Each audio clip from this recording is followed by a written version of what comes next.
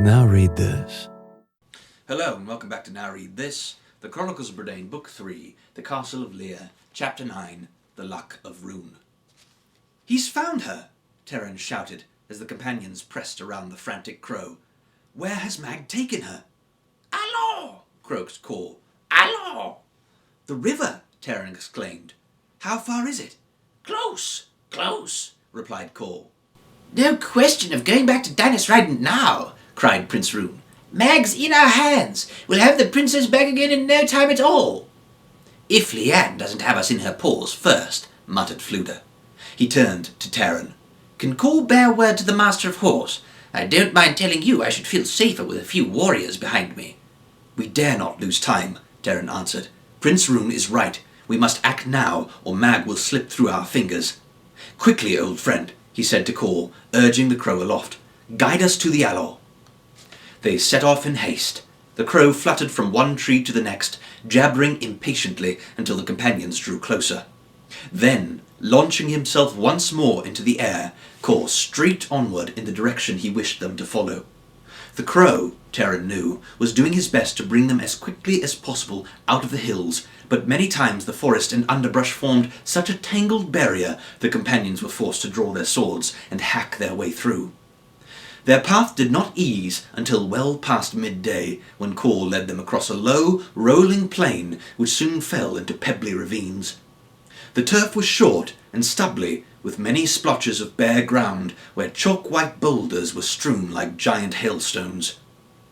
"With all of Rudlam's warriors combing Mona," Fluda cried angrily as they began their descent toward the river, "how has that spider managed to escape us for so long?" "Mag has been more cunning than we thought," Terran said bitterly. "I'm sure he took Eilonwy into the hills of Paris, but he must have hidden away without moving until he knew the surge had swept beyond them." "The villain!" Fluda snorted. "So it must have been. While we all went tracking farther and farther away from the castle, that foul Mag waited at his ease until we'd gone so far ahead that he was behind us. No matter, we'll soon have him by the heels and he'll pay for that trick."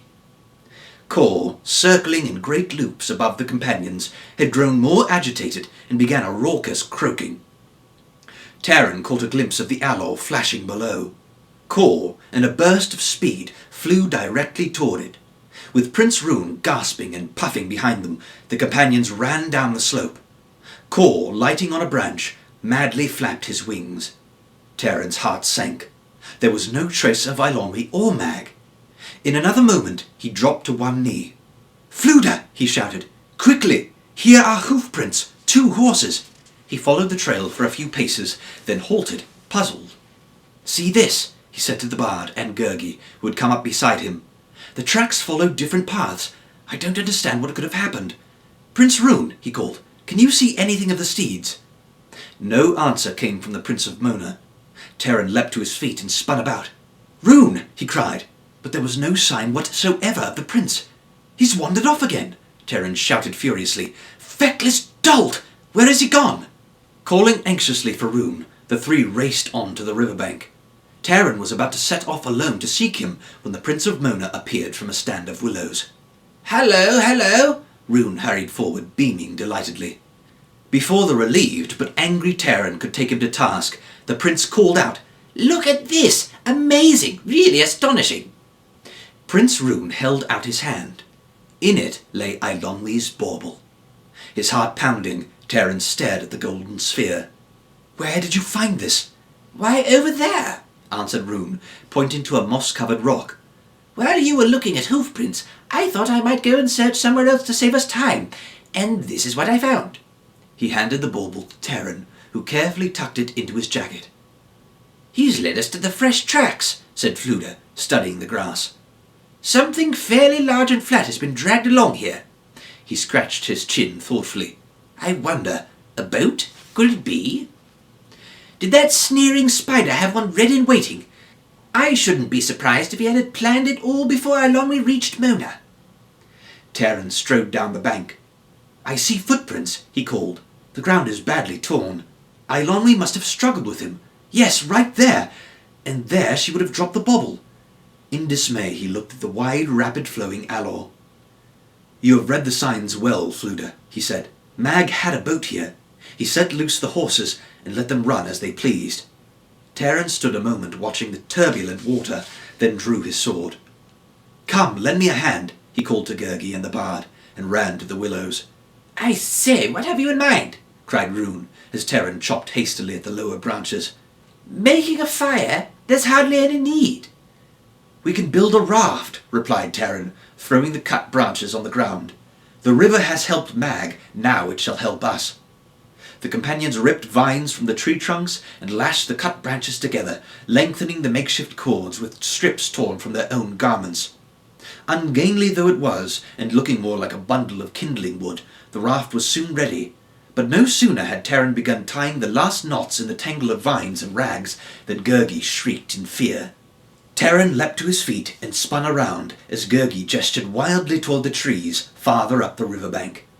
Lyanne had burst from the woods. The great tawny mountain cat halted for an instant, one paw raised, her tail lashing, her eyes blazing at the companions, who fell back in terror. "The raft!" Taran shouted. "Into the river with it!" He seized one end of the clumsy craft and struggled to haul it into the water. Still yelling, Gurgi ran to aid him. Prince Rune toiled as best he could to help. The bard had already splashed into the stream, where he stood hip-deep in the current and heaved at the branches. Lyanne's tufted ears cupped forward, and her whiskers twitched as her glance fell on the bard. From her throat arose not a savage roar, but a bell-like questioning cry. Eyes shining with a strange glow, she loped forward on huge padded paws. Purring loudly, the mountain cat made straight for the frantic bard. "Great Bellin!" cried Fluda. "She wants me back again!"